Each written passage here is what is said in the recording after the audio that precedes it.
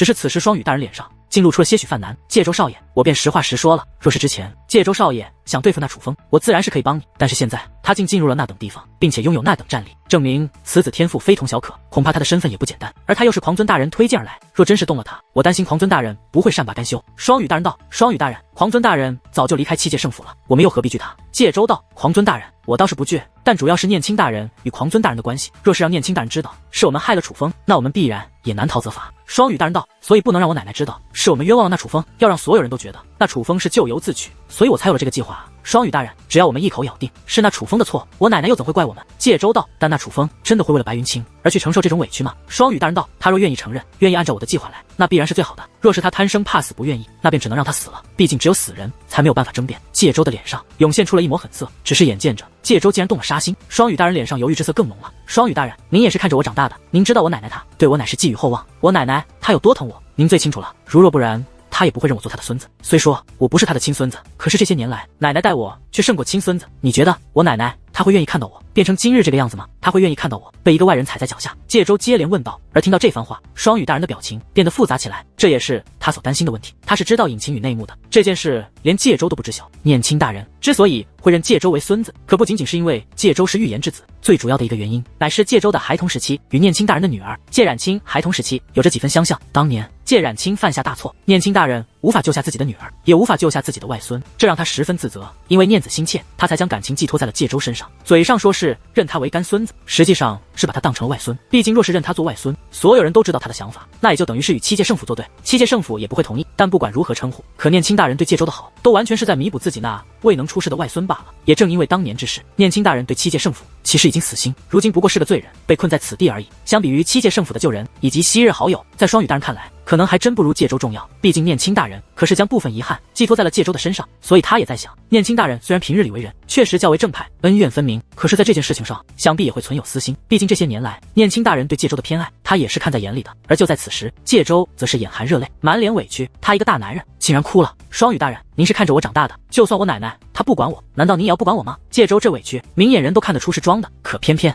却戳到了双羽大人的心里。是啊，其他少爷小姐也就罢了，但介州的确不同，因为她们姐妹对念青大人的忠心耿耿，所以念青大人对介州重视的同时，她们姐妹对介州也是非常重视。介州的确是他看着长大的，他对介州也的确有着特别的感情，出于私心，他也不想介州被一个外人欺凌。想到这里，双羽大人的脸上涌现出了一抹决意。介州少爷，我帮你，但这件事的真相一定不能让念青大人知道，包括我姐也不可以知道。而眼见着双羽大人松口，介州则是连连点头，我保证此事绝对保密，也不会出现任何差池。时间飞逝，转眼间距离楚风踏入那片血色的空间时间内已经过去10个时辰。此时楚风已是能够御空而行，经过不断的累积，他的修为已经达到了天武境。又是一声刺耳的轰鸣之后，四面八方那宛如厉鬼般的声音也是越发靠近。而此时立于高空之上，环视四周，他能够清晰的看到四面八方的远处出现了血红色的光柱，那恐怖的哀嚎正是传自那光柱，而那光柱则是呈束缚姿态封锁住了这个世界，使得这个世界可活动范围变得极小。此时在那哀嚎响彻之际，那光柱的范围又在快速的缩小，这样下去很快楚风将会被那光柱彻底封死，而那血红光柱内蕴藏着可怕的力量。莫说楚风现在得到的修为，就算是恢复本来修为，也绝对无法与那光柱内的存在抗衡。并且现在楚风已经知道，每当轰鸣响彻一次，光柱就会向内收缩一次，而轰鸣大概一炷香的时间便会响彻一次。从现在的距离来看，楚风所剩下的时间已经不足半个时辰了。半个时辰之后，他将不得不面对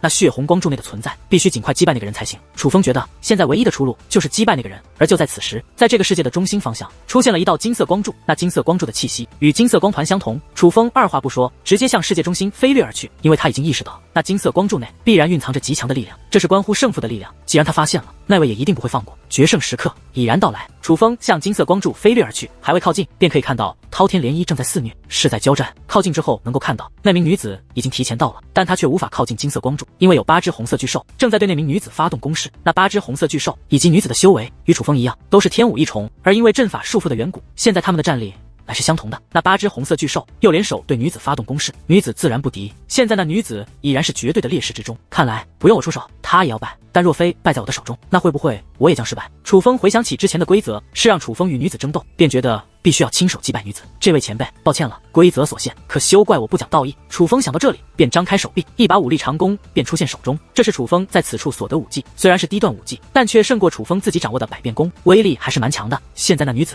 应付8只红色巨兽已是非常吃力，根本没有注意到楚风的存在。楚风这一箭射出，必然可以将其击败，但楚风却迟迟没有出手，而是目光在8只红色巨兽身上不停地扫视起来。楚风怎么不出手？女王大人见楚风迟迟不肯出手，不由问道。淡淡，我感觉不对。楚风说道。哪里不对？女王大人问。你仔细看那8只红色巨兽身上的气焰，是不是有一些像符咒纹路？楚风对女王大人问道。不太像吧？女王大人道。8只红色巨兽身上的确有气焰流动，流动之间会浮现出特别图案，但以他的经验来看，并不像是符咒纹路。我仔细看看。楚风虽然结界修为被限制，天眼等手段也使用不了，可他毕竟是界灵师，这么多年的观察经验还是在的。那些气焰图案从表面来看，的确不像是符咒纹路，并且气焰图案是不断变化的，是不固定的。可楚风的直觉与经验却在告诉自己，那就是符咒纹路。越是难以被识别，便越说明那蕴藏真正的奥秘。于是楚风认真观察，并且很快寻得了规律。原来那气焰图案大多时候不是符咒纹路，毕竟它一直在变化。可是在诸多变化之中，有一些变化的确是符咒纹路。楚风凭借记忆将那些符咒纹路全部记下，最后按照自己的经验进行拼凑，很快发现了完整的符咒纹路，自然也是发现了玄机所在。果然是符咒纹路，我就说哪里感觉不对，原来是这个样子。此时楚风喜出望外，真的是符咒纹路吗？那你可有看穿蕴藏什么奥秘？女王大人问。淡淡，我已经知道该怎么做了，此地可破。楚风此话说完，手中的弓箭立刻射出，只是这一箭却并没有射向那女子，而是射向了其中一只最强大的红色巨兽。那只红色巨兽也在全力交战，根本没有发现楚风的存在。楚风这一箭直接命中要害，一声哀嚎便翻倒在地，化作红色气焰四散而去。而这突如其来的一幕让女子也是感到不解，她在全力交战，根本没有注意到那只巨兽为何会突然死去，所以感觉有些莫名其妙。就在此时，又连续3道金色光剑飞掠而来。只是这3道金色光剑虽然皆是击中3只巨兽，但3只巨兽显然有了防备，并未被击中要害。是那阵法，那阵法为何要帮我？此时那女子也终于发现楚风，并且确认是楚风在帮她，但她却更是不解了。之前的提示不是明明让这阵法与她相争的吗？怎么现在这阵法又来帮自己呢？此时红色巨兽也开始向楚风攻了过来，而楚风也不逃跑，反而是向红色巨兽反攻而去。虽然同是天武异虫，战力也是相同，但战斗经验这东西便会起到压制作用，而楚风的战斗经验连那红色巨兽也是远远不如。楚风这一出手便立刻压制了3只红色巨兽，阵法果然不同。看到楚风的表现，女子知道楚风的实力在她之上，但她却也没有太多惊讶和意外，毕竟在她眼中，楚风只是阵法所化，阵法是强是弱都是设计好的，有何可惊讶？楚风凭借强大的战斗经验，哪怕他独自一人都可以击败这8只红色巨兽，就别说还有女子相助。很快剩下的7只巨兽也是被2人所击溃。就在所有巨兽被击溃之后，那金色光柱竟然散开，取而代之的乃是滔天的冰霜。那冰霜化作一名女子，尽管看不清五官，可楚风一眼就认出，那就是楚风在神秘之地所遇到的女子。恭喜2位联手破开此关。那冰霜女子画到此处，特意看向楚风，尤其是你，果然没有令人失望。话罢，他大袖一挥，2道卷轴分别飞向了楚风与那名女子。这是你们各自需要的，散去吧。那冰霜女子此话说完，2道结界之力便分别落在了楚风与那女子的身上。那结界之力覆盖之下，楚风身上的光芒开始散去，修为也是开始恢复。你不是阵法所化。此时那女子看向楚风，她终于意识到楚风不是阵法。前辈，合作愉快。楚风微笑着对这名女子施以一礼。而就在此时，楚风身上光芒彻底散去，也是浮现出了本来面貌。那女子看到楚风面容，脸上竟然涌现出了一抹恍惚的诧异，可下一刻楚风便消失不见。楚风直接回到了他所休息的宫殿之中，只是此时楚风却也是有些恍惚。楚风，那卷轴是什么？楚风，楚风，你怎么了？女王大人连连呼唤，可却发现楚风有些走神。啊，没事。楚风反应过来后，赶忙回道：“没事。”那你怎么走神了？女王大人有些担心。真没事，只是刚刚看到那位前辈，我竟感觉有些熟悉，可我明明之前没有见过他。楚风道：“原来在最后一刻，那名女子身上的光芒也是散去。楚风能够看到，她是一名体态端庄的老妇人，虽已是老年模样，满头白发，可不仅衣着得体，更是气质非凡。可以这样说，在老妇人之中，她也绝对是能迷倒一片老头的存在。但楚风在意的不是这个，而是看到那老妇人的那一刻，楚风心中竟有着一种说不清的感觉，莫名的亲切。而与此同时，一座木屋之内，那名老妇人的身影也是浮现，她的手中也握着一个卷轴，那卷轴正是刚刚所得。可她竟直接将卷轴扔在地上，随手取出一幅画卷，随后释放结界之力，融入画卷之内，形成了楚风的模样。这老妇人不仅是真龙界灵师，最主要的是她所在之地其实与楚风距离并不远。楚风也并未多想，赶忙打开卷轴，仔细观察了起来。虽说那位老妇人带给他的感觉的确特别，但毕竟这卷轴才是楚风的目标。打开卷轴之后，楚风发现卷轴上面是一道结界门，结界门中间有着一道非常可怕的图案，结界门下方则是写着强者之地，唯有勇者配入之。这是啥意思？又是一个门，进一个门，拿个卷轴，然后再进一个门，再拿一个卷轴，在这无限套娃呢。女王大人有些生气，不由鄙夷，是有些过分。只是可惜现在连这个门在哪都不知道，去问问灵山他们，也许他们会知晓。相比于女王大人的生气，楚风倒是心态很好，他能感觉到距离他想得到的东西已是越来越近了。尽管楚风也不知道他能得到什么，但他有种预感，努力必会有收获，他一定不会空手而归。白云清呢？但很快，楚风发现白云清不见了。不过楚风也并未多想，毕竟楚风刚刚进入了卷轴世界之中，可能白云清以为楚风出去了，去寻找自己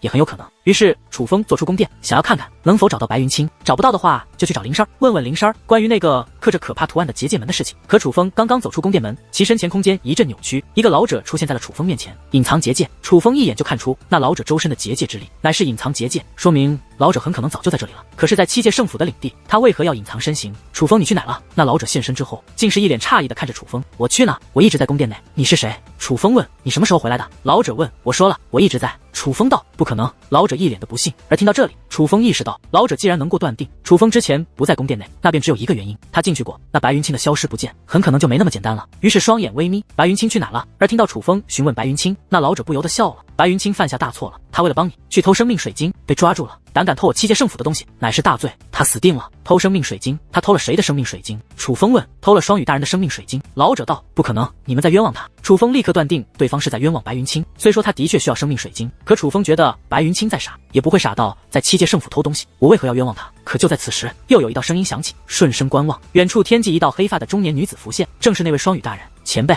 白云清真的偷了你的生命水晶？楚风问。是，被我抓了个人赃并获。双羽大人道。楚风虽然没有反驳，可是他仍然不信，他觉得事情必有蹊跷，于是道。他现在在哪？在他临死之前，我可以带你见他一面，随我来吧。双羽大人说话间，便为楚风引路，而楚风也是紧随其后的跟了过去。很快来到了一座地牢之中，而在这里果然见到了白云清。偌大的地牢只关押着白云清一个人，但在这里却有着两位七界圣府的侍卫。楚风大哥。白云清见到楚风，如同见到救命稻草。你怎么样？没事吧？楚风问。我没事，但是楚风大哥，我没有偷生命水晶，是他冤枉我。白云清指向楚风身后的双羽大人，他骗我说决定将生命水晶给你，且告知了我一个地方，让我将生命水晶拿过来，还给了我进入那个地方的结界钥匙。可我刚进入那里，刚刚将生命水晶拿到，他又带着七界圣府的人出现，冤枉我偷了生命水晶。白云清道。听到这番话，楚风立刻看向双羽大人，你为何要这样做？楚风问。为了借周少爷。双羽大人道。他此话一出，楚风与白云清都或多或少有些意外。他们意外的是，这双羽大人竟没有一点反驳之意，而是直接承认了，为了他，所以这件事是冲我来的。楚风问。楚风觉得白云清与介州虽有恩怨，但介州想对付白云清，不必如此麻烦，如今大费周折，多半是冲着他。你很聪明。双羽大人道。那你们想我怎样？楚风问。那要看你想让白云清活，还是想让白云清死了。双羽大人道。你有话直说，不必拐弯抹角。楚风道。明日白云清偷到生命水晶之事将会公布，他会被当众处死。若是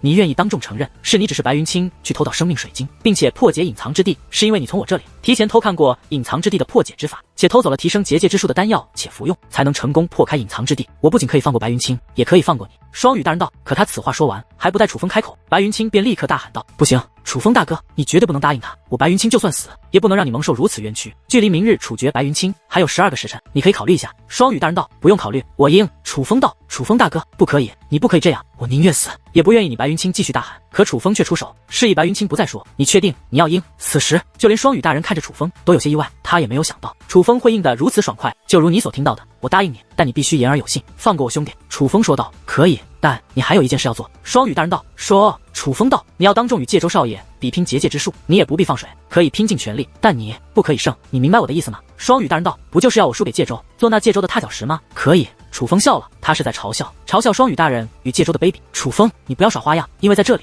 没有人会相信你这个外人的话。我要你们两个死，你们两个也绝对活不成。双羽大人又道。是，你要我们两个死，我们两个绝对活不成。那我要如何相信你？在我完成了你的要求后，你会放过我们呢？楚风又问。明日在你与介州少爷交手之前，介州少爷会与你说，只要你敢与其交手，无论胜负如何，都放你们离开。有了介州少爷的许诺，我们自然没必要杀你。双羽大人道。听到这里，楚风轻蔑一笑道。知道了，既然你愿意应下，也便不必明日了，你先回去吧，半个时辰之后，你会听到钟声，顺着钟声而来即可。来人，将楚风护送回去。话罢，双羽大人便看了一眼此地的侍卫，而那侍卫便带着楚风离开此地。说是护送楚风离开，实际上就是监视楚风。只是在楚风走后，那双羽大人也是看着楚风离去的方向，目光变得复杂起来。此子竟如此重情义，他本以为计划不会如此顺利，毕竟没有人愿意为了他人生死而背负这样的冤屈。也正因如此，楚风的爽快应下，则是完全出乎了他的意料。见楚风如此重情义，他竟忽然有些愧疚。原本他完全不将楚风放在眼里，可得知楚风破开了隐藏之地，拥有那等逆天实力后，他对楚风也是刮目相看。如今这刮目相看的成分则是更浓，毕竟天赋与人品如此之好的小辈，他这么多年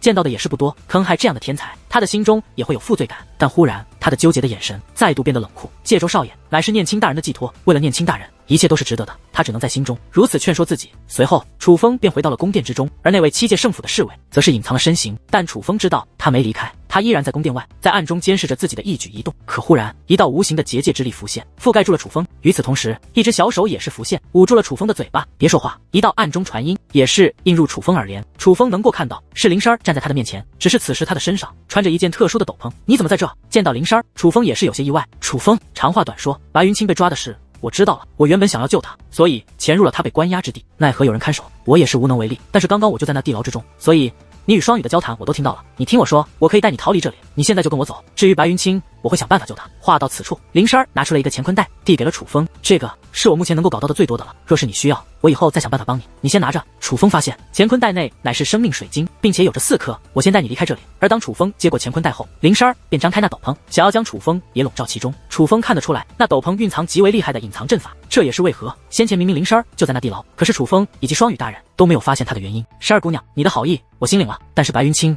还是我兄弟，我绝对不能不管。楚风虽将生命水晶收下，但却并未打算离开。楚风，我说了，我会想办法救白云清。况且你要知道，他们的目标是你，只要你不在这里了，他们肯定也不会把白云清怎么样的。只有你活着，白云清才能活着。林珊道：“珊儿姑娘，这件事我自会解决，你不用为我操心。”楚风说道：“楚风，难道你真的要背负这种冤屈？就算他们真的会放过你，可你若名誉扫地，这对你将会是多么大的影响，你知道吗？你如此天赋，凭什么做界州那个废物的垫脚石？他配吗？”林珊道：“珊儿姑娘，我已决定，你不必再劝，也不必为我担心。”楚风说道：“你怎么这么倔强啊？”林珊一脸不解地看着楚风，在他心中，楚风可不像愚蠢之人，但现在却在做着愚蠢的决定。对于林珊那看傻子一样的眼神，楚风并未解释，而是笑道：“珊儿姑娘若要帮我，不，你帮我另外一件事，你帮我看看这是什么地方。”楚风说话间，大袖一挥，一道结界门的图案勾勒而出，这正是楚风从卷轴内所发现的结界门。只是林珊看了一眼，却摇了摇头，没见过这个地方。楚风，这是什么地方？你是从哪知晓的？林珊又对楚风问道。珊儿姑娘，我就不瞒你了。楚风说话间，将那卷轴取了出来。先前你姐姐问我，在那隐藏之地是否得到了好处，我不想让外人知道我得到好处，避免七界圣府针对我，所以骗了他。实际上，我得到了一张卷轴，但那个卷轴并非此卷轴。那个卷轴带到我进入了一个地方，当我出来的时候，它已经不见了。不过这已经不重要了，重要的是我得到了新的卷轴。这卷轴上面只给了这个提示。楚风将卷后打开，将卷轴上的内容给林珊看。所以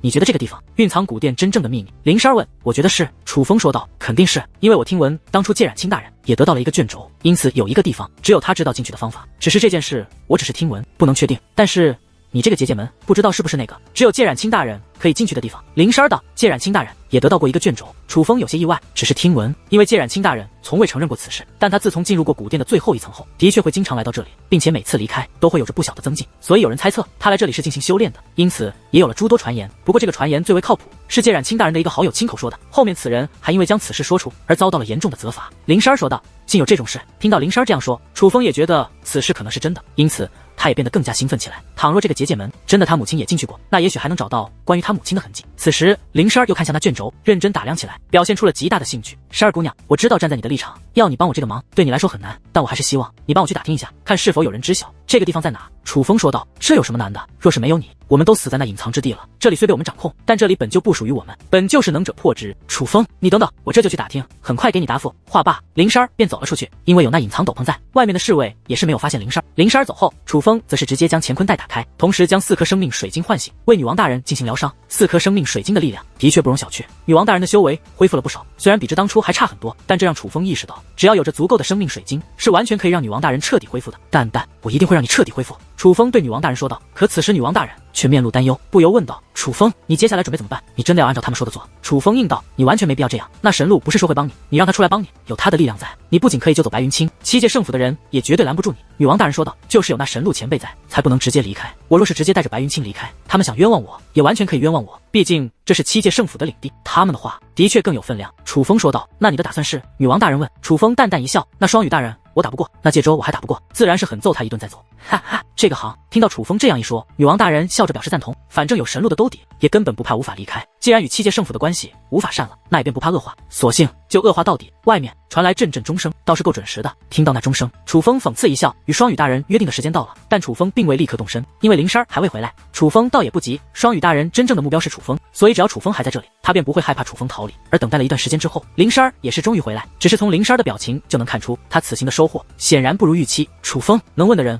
我都问了，没有人知道那结界门在何地，甚至没人见过。得知这个结果，楚风也是眉头微皱，意识到想此次进入那结界门似乎不太可能了。楚风，你真的要去吗？林珊问。他还是不想楚风赴约。十二姑娘，莫要担心我，看我表演。楚风微微一笑，旋即便走出宫殿，向钟声传来的方向飞掠而去。而林十二也是以隐藏姿态追随楚风而去。此时楚风能够感觉到，还有一道隐藏的气息跟随着自己，自然便是那个一直守在自己宫殿门口的侍卫了。由此可见，林十二那隐藏斗篷真的很厉害，哪怕那侍卫就跟在身后，可却丝毫察觉不到林十二的存在，好像有点远啊。明明听着声音挺近的。飞行了一段时间之后，楚风发出感叹，本以为很快就可以到达那钟声传来的位置，可飞掠一段时间后，楚风发现那地方是有些远的，挺远的，在此地深处。林十二道，十二姑娘知道那是什么地方？楚风好奇问，他觉得正常来说，只是想对付楚风与白云清的话，完全不必大费周折，可现在竟特意选择了这个地方，那必然就是有着一定原因的。这个特别的钟声只能是那里了，那里叫做变幻之地，但我们更习惯称那里为对决之地。说起来，那也是此地较为奇特的地方之一。林十二道，有何奇特？楚风问。只要在那里交手，便会引发异象，异象越强，便证明交手之人的天赋越高。当年谢冉清大人与我母亲切磋，便曾引发过黑红交织的异象，那场面非常惊人。当然，我母亲可不是谢冉清大人对手，谢冉清大人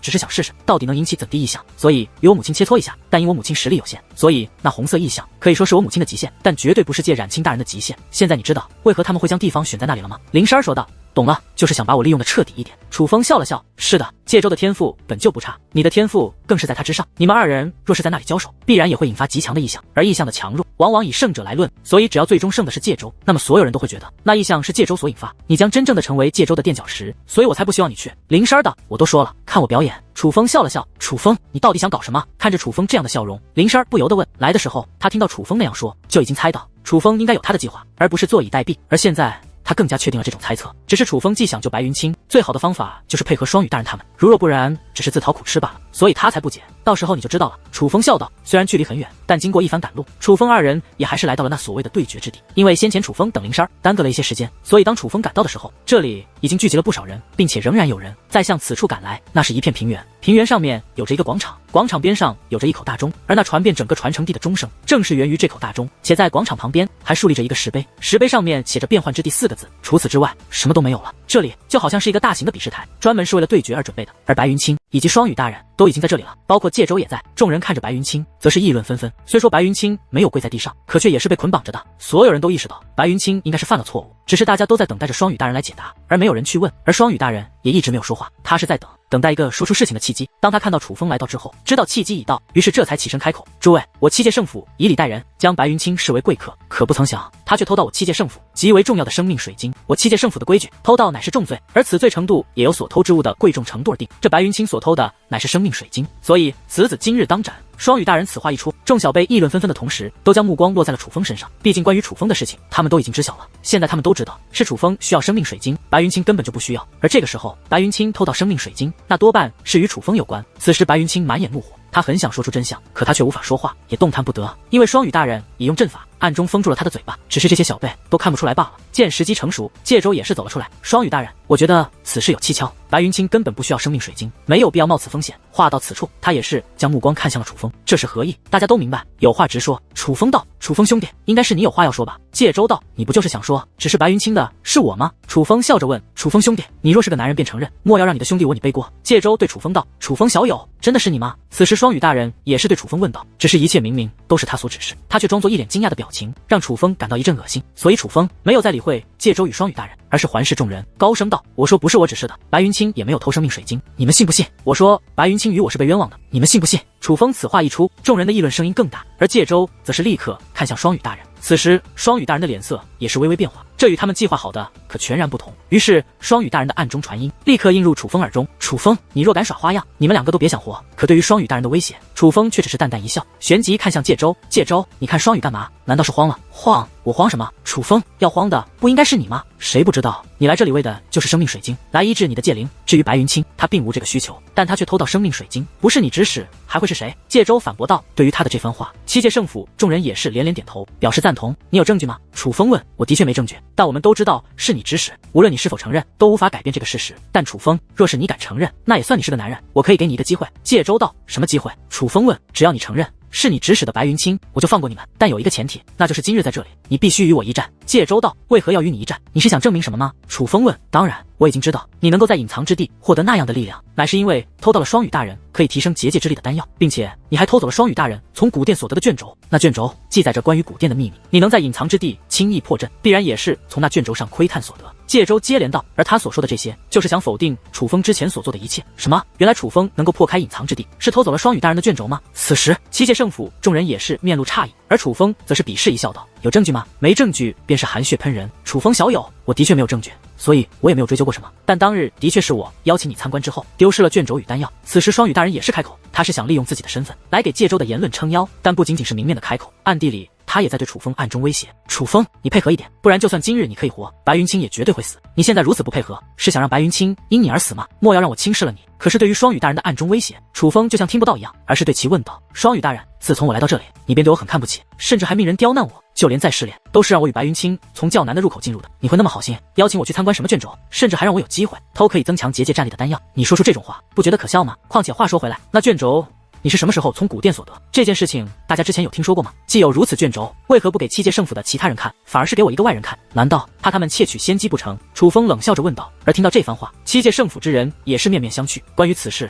他们的确有所耳闻。楚风与白云清刚来的时候，他们的确是遭遇了不公平对待，并且他们也在想，双羽大人真的有这种卷轴吗？之前他们的确没有听闻过。此时双羽大人脸色转冷，他没想到楚风不配合也就罢了，居然还在这里质问他，这不是故意让他难堪吗？这样来看，楚风根本就不想做介州的踏脚石，这让双羽大人心中怒火滚滚，杀心已起。就算不能光明正大的杀了楚风，但他可以立刻杀了白云清。他想让楚风为自己的行为付出代价，可谁曾想，就在这时，楚风却再度看向介州：“你刚刚说的算话，是否只要我承认，你就放过我兄弟白云清？”楚风问：“对，只要你承认你的所作所为，我就给你们这个机会，但你必须要在这里与我一战。我要证明，若不是你窃取先机，你根本不可能破开隐藏之地。我七界圣府的人绝不会输给你这个外人。”介州道。可对于此话，楚风却是面露轻蔑，这才开口：“别在这扯这些了，你是不是忘了？若不是你不听我劝，非要扯什么七界圣府的荣耀，拉着你七界圣府的同辈硬闯，也不会让他们被困在那沙阵之中。你更不要忘了，是我楚风救了你们。记住，是你们，也包括你介州，你现在还能活生生的站在这，完全是因为我楚风，是我楚风赐了你再活一次的机会。而你不仅不知感恩，还联合着双羽来陷害我与我兄弟，你实在是卑鄙至极。看我不爽，可以直说，大可不必这样冤枉我们。”楚风对介州斥责道。听到这番话，介州的脸色变得铁青，他没想到楚风会当众说这些，而这些偏偏又是事实，可谓直接戳到了他的痛处之上。此时他有些懵了，感到不知所措，他不知道楚风到底想干嘛。现在这个局面与他计划的可全然不同。计划中，楚风承认所有罪行，让人们觉得楚风卑鄙无耻，然后他再击败楚风，证明其实他的实力在楚风之上，楚风将彻底沦为他的垫脚石，他心中的所有怒火都得以宣泄。可现在这个情况反而让他介州成为了一个忘恩负义的卑鄙小人。无奈之下，介州再度看向了双羽大人：“楚风，你承不承认无所谓，但白云清偷到生命水晶乃是事实，证据确凿，不是你在这里抵赖就行的。”此时双羽大人满面怒容，且话到此处看向了白云清：“白云清，今日你本可活，但要怪就怪你跟了一个无耻之徒，你不该替他偷到生命水晶，不该替他承担这个祸患，但他不承认，你就只能替他受死。”话到此处，双羽大人手腕一转，一把长刀浮现，他是真的要斩杀白云清，实施死刑。等一下，可此时楚风却再度开口：“不就是想我做介州的垫脚石吗？”话到此处，楚风便走到了那变幻之地之上，旋即转身看向介州：“来吧，介州，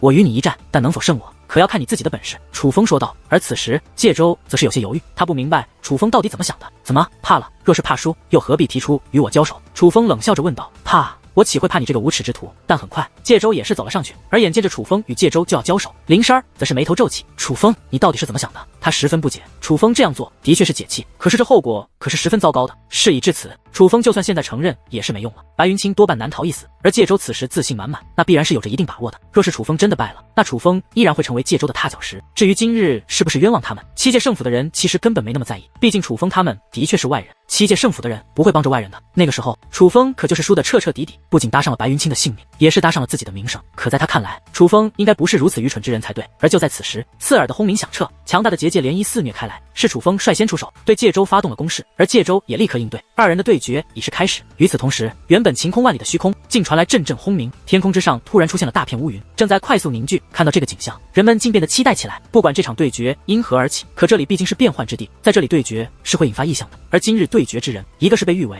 可以破解此地的预言之子，至于楚风，他不仅破开了隐藏之地，更是解救了众人，他的天赋甚至比介州还要可怕。人们都想知道，这样两位绝顶天才会引发怎样的异象？天际之上，乌云聚集，转眼间已是覆盖整片天际。只是抬头望去，除了滚滚翻腾的黑云，便看不到其他东西。这哪里是异象？这不就是面积大了一些的乌云吗？这明显不符合二人的实力，因为在此之前，介州就与其他人小辈站在这里进行切磋过，而那一次所引发的异象都是颇为惊人的。这也是人们为何期待他的原因所在。怎么这一次引发的异象，则是变成这个样子了？难道说他们二人之中真的有一个人的天赋是有极大水分的？那显然不是介州了，因为介州他已经是证明过自己的了。于是人们纷纷将目光落在楚风的身上。原本在隐藏之地都见识过楚风的实力，所以就连他们也是觉得楚风是不是被冤枉了？毕竟楚风之前的表现不像是伪装出来的。但是现在异象没有给出他们期待的景象，这让他们觉得问题可能是出在了楚风的身上，让他们不得不去怀疑楚风是否是真的使用特殊手段了。不然为何他们二人所引发的异象会如此不堪？不对啊，这楚风的战力是如此的稳固，虽没有达到金龙神袍，但却也是绝对堪比紫龙神袍了。认真观察后，众人却越发震惊。众所周知，金龙神袍堪比5品半神，而紫龙神袍堪比4品半神，介州便是紫龙神袍。至于楚风，乃是蓝龙神袍，是堪比3品半神。可当日在隐藏之地，楚风布置出的阵法，给人的感觉是凌驾于紫龙神袍之上的。当然，破阵的阵法与结界战力是有区别的。破阵的阵法是针对结界阵法，而结界战力则是与武技类似，可直接与人交手，随心所欲，是固定的战力。可界灵师与修武者不同，界灵师的战力更为固定，几乎很少存在逆天战力。若是能够拥有逆天战力的，那都是极为利奥德的存在，哪怕介州这种天才都不具备这等手段。可是楚风却具备，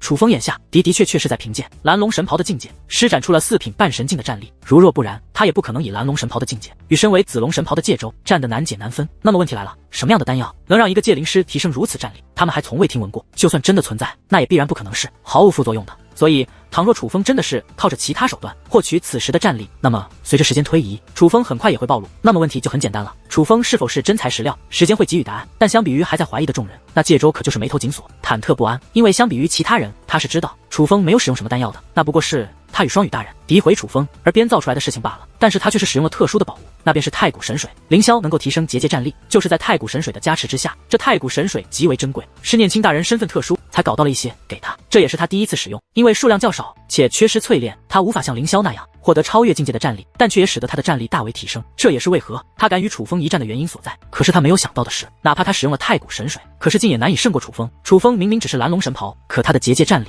却不只是堪比紫龙神袍那么简单。他的结界战力在紫龙神袍之中，那也是极为恐怖，至少是远在他本来实力之上的。并且楚风对结界之术的运用也是非常的精湛。倘若楚风真是自身的本事，那么拖延下去，他迟早要败。毕竟他的太古神水数量有限，当太古神水的力量退去之后，他绝对无法与这样的楚风抗衡。可一番交手之后，他发现楚风的战力开始减弱了，并且脸上还露出了痛苦之色，这使得二人原本均衡的对局立刻发生了倾斜，减弱了。楚风的战力好像减弱了。此时其他人也是发现了这一点，这使得他们越发觉得楚风可能真的是使用了特殊手段才提升了战力。怎么会这样？相比于他人，灵山和介羽则是变得紧张起来，他们是希望楚风胜的，可现在的局面则是让他们感到不解。好端端的，为何楚风的战力开始减弱了呢？而此时介州则是变得大喜，开始只是怀疑，但现在他几乎确定楚风的战力与他一样，也是使用了特殊手段提升的，不然为何无法长时间的持续，并且还面露痛苦之色？楚风，你终于暴露了，就算使用再厉害的丹药，可既然不是自己的本事，终究还是会暴露。介州一边布置阵法压制楚风，一边开口进行嘲讽。可谁曾想，介州这一开口，楚风脸上的痛苦之色竟消失不见。介州，你在说什么呢？我不过是想着让你给你一个机会罢了，结果你根本不中用。我已经故意压制自己的战力了，可你却依然无法胜我。你知道为何吗？因为你我对结界阵法的掌控力根本不在一个层面，所以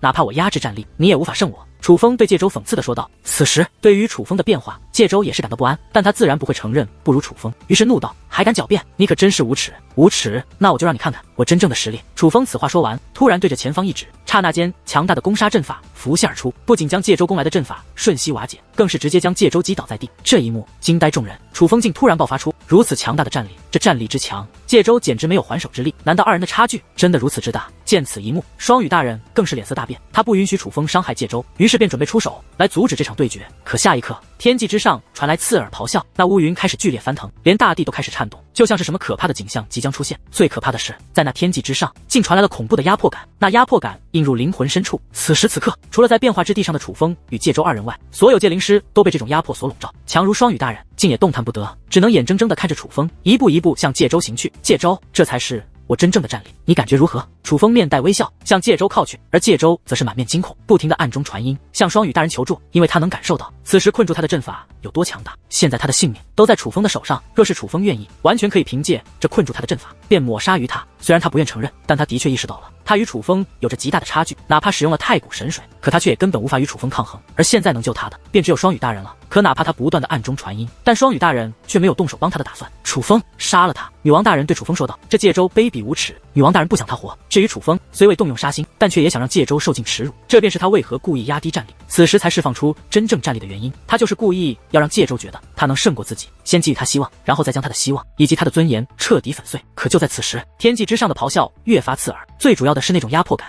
也是越发强烈。而相比于其他人只能感受到压迫不同，楚风此时竟有了不同感觉，就像是召唤。于是楚风也是不由得抬头观望，这才发现虚空之上的乌云如同一幅会变幻的画卷，滚滚翻腾之间会呈现出不同的画面，而那画面恐怖异常，震慑人心，让人甚至不敢直视，可却深深地吸引住了楚风。楚风有一种预感，就像是那异象中会有自己需要的东西一般。那时突然楚风瞳孔一缩，他发现异象变化之间形成了一幅特别图案，那图案与卷轴之上的结界门上面的图案一模一样。难道说，此时楚风想到了一个可能，而眼见着那异象上的画面又要变化，楚风没有犹豫，猛然之间御空而起，直冲天际，在众人注视之下，直接钻入了那可怕的异象云层之中。怎么回事？那楚风怎么进入了异象之中？是被吸进去了吗？这到底是什么异象啊？一切发生太快，人们并未注意到是楚风自己飞跃其中，而天际之上的乌云异象仍在不断变换，滚滚翻腾间，就似地狱的入口，可怕至极。再加上那恐怖的压迫感，人们都觉得这异象极其凶险，觉得楚风可能是被吸进去的。为何偏偏是楚风？他们不知道，但被卷入那种地方，他们都觉得楚风凶多吉少。而实际上，楚风猜对了，这异象就是卷轴中的结界门，但只有这异象浮现出那结界门的图案时，才可踏入。此时楚风穿过异象，进入一个空间世界。这个空间世界很大，但这里的景象却并不浮夸。这里的花草树木都是较为寻常的，树木最高不过10米，花草也都是在九州大陆时才会见到的，没有浮夸的造型，更是没有闪烁任何光华，见多了美轮美奂的景色，再见到这种真实的景象，反而有种舒适之感。你果然没有令人失望。忽然，一道女子声音响起，正是之前那位冰霜女子。她无声无息的出现，飘飞在半空之上。前辈，您别说这句话了，我都害怕了。不会又给我一个卷轴吧？楚风道。见楚风这样说，那冰霜女子也笑了。不会，这次一定不是卷轴了。旋即她手掌张开，一个罐子浮现，那罐子上面密密麻麻的贴着多道符纸，每一道都蕴藏着极为强大的阵法力量。冰霜女子先是将那些符纸全部取下，随后突然将那罐子向地面一丢，罐子破碎那一刻，滔天的黑色气焰浮现。看到那黑色气焰，楚风便神色大变，那乃是极为磅礴的修罗之力，并且是极为强大且可怕的修罗之力。这修罗之力还十分复杂，乃是由多道修罗之力组成，大概是19种。而伴随浓厚的修罗之力散去，一个巨大的黑色高塔浮现而出。那黑色高塔总共18层，每一层都有一道巨大的结界门。那复杂的结界之力正是来自于这座黑色高塔之中，每一层都蕴藏着一种修罗之力，而越是向上，那修罗之力便越强。但最强的乃是这黑塔的本身，竟是修罗魔塔。而此时，女王大人则是忽然开口，她的语气之中竟充斥着不安。女王大人可是很少这般。修罗魔塔，蛋，这是啥玩意？楚风赶忙问道。修罗魔塔具有极为强大的封印之力，塔层越高，封印之力便越强。而这修罗魔塔竟有18层，可以说是封印之力极强的修罗魔塔了，并且每一层都散发着强大的压迫气息，说明每一层都封印着可怕的魔物。楚风，那里面封印的可不是寻常的魔物，而是在我修罗灵界都极为可怕的存在。女王大人道。每一层都封印着一个魔物，难怪。楚风感觉到那塔内有19道修罗之力，18个魔物加上塔本身的修罗之力，便刚好是19道，这也就能够解释得清了。蛋，那这修罗魔塔除了封印魔物还有何作用？他为何将这修罗魔塔搞出来？楚风问道。我听闻这修罗魔塔只能封印魔物，没听过其他作用啊，我也不知道他有何目的。楚风，如果他让你进去，你可千万不要进去。女王大人说道。看到这修罗魔塔，他便隐隐间有了一种不好的预感。你那是什么表情？该不会是害怕了？此时，那冰霜女子也是看向楚风，她注意到楚风的神态是有些不安的。前辈，这是什么啊？您该不会让我进这里面去吧？楚风笑眯眯地问道。这是你的最后一关，这里面每一层都藏着一件宝物，而能得到什么好处，则全看你敢挑战哪一层，又能否可以成功。不过我可以给你一个提示，塔层越高，里面的宝物便越好。冰霜女子道。楚风，别听他的，千万别进去，这修罗魔塔内封印的存在，没有一个是你能对付的，你进去只是送死。女王大人赶忙提醒道。楚风能感觉到女王大人不是在开玩笑，她都这么说了，那就绝对是非常的凶险。于是楚风对冰霜女子问道。前辈，晚辈能走到这一步也不容易，我不知道前辈在这里究竟有何目的，但就算是考验，也应该差不多了，就不能直接给晚辈一些好处吗？你说的有些道理，我想一下。冰霜女子若有所思，旋即对楚风道。这样吧，你来这里不是为了医治你的戒灵吗？只要你敢挑战那最高一层，我就给你100颗生命水晶。冰霜女子说道。100颗。听闻此话，楚风神色变化。嫌少，100颗足够让你的戒灵彻底恢复了。冰霜女子道。没有，不少。楚风赶忙道：“他来这里为的就是拿到生命水晶，然后医治女王大人。而现在有机会拿到100颗生命水晶，楚风自然不想错过。可是这修罗魔塔的确危险，不仅女王大人提醒了，他自己也能感觉到那其中的凶险。前辈，只有最后一层才给吗？”楚风又问。他是觉得，若是其他层也给，他倒是可以折中选择。对。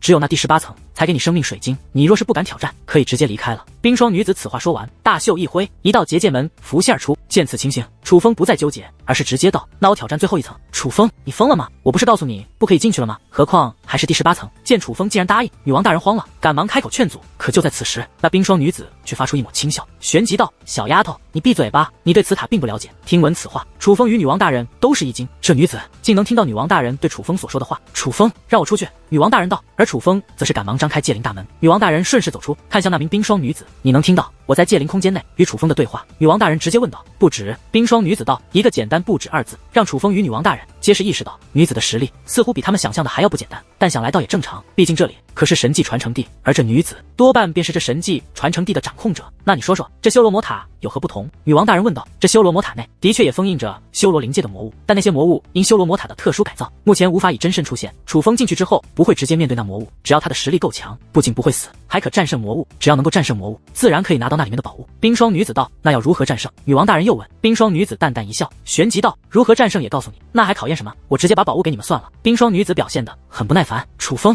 修罗魔塔非同小可，没有把握绝对不可以踏入，我不允许你踏入。女王大人对楚风说道。可是楚风则是有些犹豫。楚风，我给你3个数的时间考虑，若是不敢踏入，我直接送你离开，同时我会抹除你们关于这里的所有记忆，你此生此世都没机会再踏入这里。你应该清楚，我有让你关于这里忘记一干二净的能力。冰霜女子说道。淡淡，抱歉，这件事我不能听你的。楚风对女王大人说完此话后，也不待冰霜女子回答，便身形一纵，直接掠入了那修罗魔塔的第18层。楚风，你回来！见状，女王大人赶忙大声呼喊，同时也是想御空飞起，跟随楚风一同踏入那第18层之中。可就在此时，女王大人惊愕地发现自己竟动弹不得了，于是她看向冰霜女子：“放开我！”她知道是冰霜女子束缚住了她，可对于女王大人的话，冰霜女子却轻蔑一笑：“放开你！我凭什么要听你的？你有什么资格让我听你的？枉你在修武界征战这么久，都不记得弱肉强食的道理了。”此话说完，冰霜女子又补充道：“我倒是要提醒你一句，莫要因为楚风待你太好，你别忘了你的身份。界灵就要做好界灵该做的事，而界灵要做的便是无条件的遵从主人的指令。你只是楚风的界灵而已，凭什么干涉他的决定？倘若这里面藏着可以改变楚风一生的机遇，因为你的决定而使其错过，这个责任你担负得起吗？”冰霜女子冷声斥道。而听闻此话，女王大人也是呆住了，一时之间她竟不知道她该说什么好，因为她觉得这女子说得很对，她的确在为楚风着想，因为她知道修罗魔塔的危险性，为了楚风的安危考虑，所以阻止楚风踏入其中，但却忽略了楚风能够来到这里，能够获得挑战这修罗魔塔的机会，可是付出了很多的。这里是何地？这里乃是神迹传承地，而神迹传承地的真正秘密很可能就在那修罗魔塔内，这是千载难逢的机会，他又有何资格来让楚风错过？富贵险中求，不一直以来是楚风与他所信奉的吗？这一路颠簸，却不也都是这样走过来的吗？你担心楚风自然是好事，但既追随于他，也要对他有着足够的信心。他要战，你便陪他战，大不了便是一同赴死，这才是界灵该有的觉悟。冰霜女子再度说道：“前辈，我知错了，能否解开这束缚，让我进去？我想与楚风并肩作战。”女王大人对冰霜女子说道，语气也有了极大转变，几乎是祈求的。可冰霜女子却并不领情，而是冷漠的道：“现在想通，晚了。本来你们应该一起挑战这修罗魔塔，但现在我剥夺你这个机会，因为这个世界上有些事情就是只有一次机会，你之前的举动便致使你错过了这次机会。这一战于楚风而言至关重要，你本该陪着他，但因你犯下的错，你现在只能在外面等候，这是对你的惩罚。至于以后，小姑娘，若你真在乎楚风，你应该清楚你今后该怎么做。”冰霜女子此话说完，便消失不见。她这一消失，彻底打消了女王大人进入修罗魔塔的打算，但她却不怪冰霜女子，反而只怪自己。女王大人觉得这女子所言极对，这一次的确是她自己的错，于是她只能看向修罗魔塔的第18层，尽管心中有着无尽担忧，可此时却是什么都做不了，只能与心中祈祷楚风安然归来。与此同时，在这神级传承地的另外一处，还有着一个阵法打造的空间世界，这个空间世界也几乎是与外界相隔的，所以尽管楚风所引起的异象已是遮天蔽日，覆盖极广，可在这里却根本看不到。而那个老妇人所在的小木屋就在这空间世界之中，此时老妇人仍在小木屋内，她本要修炼，可却是迟迟无法入修炼状态，而是时不时看上墙壁上的画卷，那幅画卷上的青年影响了她的心境，她总是忍不住去看上几眼，且看的时候向来冷静的脸上都会涌现出难以掩饰的激动，甚至苍老的眼眸之中都有热泪涌动。念青大人，忽然外面响起了一名女子的声音，原来这老妇人便是念青大人，也便是楚风的外婆。进来吧。念青大人说话间，袖子轻轻一挥，那木屋的房门便打开了。此时可以看到木屋外站着一名女子，这乃是一个白发的中年女子，正是双羽大人的姐姐。她们姐妹从小跟随念青大人，就连名字都是念青大人给起的。其妹妹叫双羽，而她叫做双雪。念青大人，您要的东西准备好了。此时双雪手捧着一个精致的盒子，那里面封存着一些力量，放那吧。念青大人说话的时候，并未看向双雪，而是目光一直盯着那幅挂在墙壁上的画卷。双雪乖乖地将盒子放下，但却也好奇地看向念青大人目光所示的方向。可这一看，他的脸色顿变，因为他非常清楚那画卷上所画之人是谁。可是他深知念青大人如今面对着什么，因害怕影响念青大人，所以还没有与念青大人讲述关于楚风之事。念青大人也一直没有离开这里。那念青大人是如何得到楚风这幅画卷的？双雪，你这是什么表情？就在此时，念青大人转头看向双雪，敏锐的观察力让他察觉到了双雪的反应不对。你该不会认识他吧？念青大人问。大人，我见过。双雪道。你真的见过？在何处？念青大人变得激动无比，竟一把抓住了双雪的肩膀。这不是询问，而是逼问。而双雪不敢隐瞒，赶忙将关于楚风的事情全部告知了念青大人。原来他就在这里。听过双雪的讲述之后，念青大人嘴巴微张，整个人的呼吸都变得急促起来。大人，您怎么了？双雪赶忙问道。跟随念青大人这么多年，他很少看到年轻大人会有这样剧烈的反应。念青大人没有回答双雪，而是将双雪一掌落下，竟将双雪拿来的盒子轰出粉碎，奇异的力量释放而出，四散而出。大人，您看到这一幕，双雪极为震惊。这空间世界可不是念青大人用来休息的地方，这里乃是对念青大人的考验之地。这些力量是念青大人让他搜寻而来，是应对考验之用。若是将这些力量粉碎，那念青大人想要通过考验，便只有通过另外一个方式，而那个方式是这么多年以来念青大人都从来不会选择过的方式，因为太冒险了。而就在此时，念青大人则是御空而起，离开了木屋。双雪赶忙起身追去，但念青大人速度太快。双雪走出木屋的时候，念青大人早已没了踪影。难道大人他真的要？双雪思索一番，很快想到了一个可能，于是朝着西南方向飞掠而去。快速飞掠下，一座巨大的浮空阵法出现在了双雪的视线之内。那阵法力量太强，双雪都不敢靠得太近，而念青大人却已然在那阵法之前。阵法太强，散发的力量便足以搅动风云。念青大人立于阵法之前，其衣衫与长发被吹得狂乱舞动。尽管身为高贵的真龙界灵师，念青大人的实力极为强大，可在那大阵之前却显得有些渺小，这对他而言也是不敢面对的考验。但此时他的眼中却有着一抹决绝。大人，时机还未成熟，现在不是挑战此阵的时候。双雪因无法靠近大阵，只能在远处大声呼喊来劝阻，唯有破开此阵，才能尽快离开此地。然而念青大人此话说完，便毅然而然地踏入了那大阵之中。见此一幕，双雪的脸上有着说不出的情绪。那楚风究竟是谁？为何会让念青大人如此？他知道此阵代表着什么。通过考验只有两种方式，直面这座阵法乃是极端的方式，也是正确的方式。这么多年来，念青大人一直都以另外一种方式进行逃避，可今日竟突然选择面对，为的只是想尽快离开此地。双雪知道念青大人为何如此，自然是因为一个人，这个人便是楚风。可他不解，楚风究竟是何人，能够让念青大人如此？突然双雪莫名的有些担忧起来，既然楚风如此重要，那便绝对不能怠慢。妹妹，你可一定要善待楚风啊！双雪低声道。与此同时，那位由强大的冰霜气焰所化作而成的冰霜女子已然来到了一座山崖之巅。在这山崖之巅上有着一个小屋，此屋虽小，但却很是精致。小屋外有一个篱笆围成的小院子，院子内种植着不少奇珍异草，那不是阵法所化，也非野生，乃人为种植。看得出来此屋主人是一个很懂生活之人。冰霜女子原本由冰霜气焰幻化而成，只有人形轮廓，看不到五官面貌。可此时周身冰霜气焰散去，其真身便浮现而出。她乃是一名中年女子，不仅样貌出众，更是气质不凡。抛开气质不谈，她的气场更是极为强大，只是看到她便会让无数强者畏惧。可就是如此强大的女子，来到那小屋前，却忽然半跪在地，对着小屋施以大礼。大人，楚风已踏入修罗魔塔之中。冰霜女子说道。我知道。小屋内传出一道轻柔的女子声音。大人，您觉得楚风能够成功吗？冰霜女子问。无法断定。小屋内的女子说道。若是失败了，真的什么都不给他吗？冰霜女子问。不给。小屋内的女子说道。生命水晶也不给。冰霜女子再问。不给。小屋内的女子态度依旧。那若是楚风失败，就直接让他离开。冰霜女子又问。关于此事不必再问，定好的规则便不会改，楚风也不例外。想得到好处，就要有那个本事。小屋内的女子道。听闻此话，冰霜女子神色复杂，她想说什么，却又有些不敢说。犹豫片刻后，她还是问道。大人，难得相遇，您不见见吗？她此话问出，小屋内的女子并未立刻回应，片刻后才道。时机未到，日后再见吧。与此同时，身处于修罗魔塔内的楚风状况可并不乐观。此时他身处于一座大殿之中，不仅脸色苍白，身上更是有着不少血淋淋的伤，但他并未休息，也并未疗伤，而是仍在全力催动破解阵法，来破解眼前的石门。他已经闯过诸多关卡，在他看来，这座石门之后很可能便是最后的关卡。终于裂痕浮现，守护石门的阵法开始粉碎，但紧接着整座大殿都随之粉碎，楚风周遭的一切都随之崩塌。很快楚风陷入了无尽的黑暗之中，而下一刻，一道无比阴森的声音自远处的深空响起。小鬼，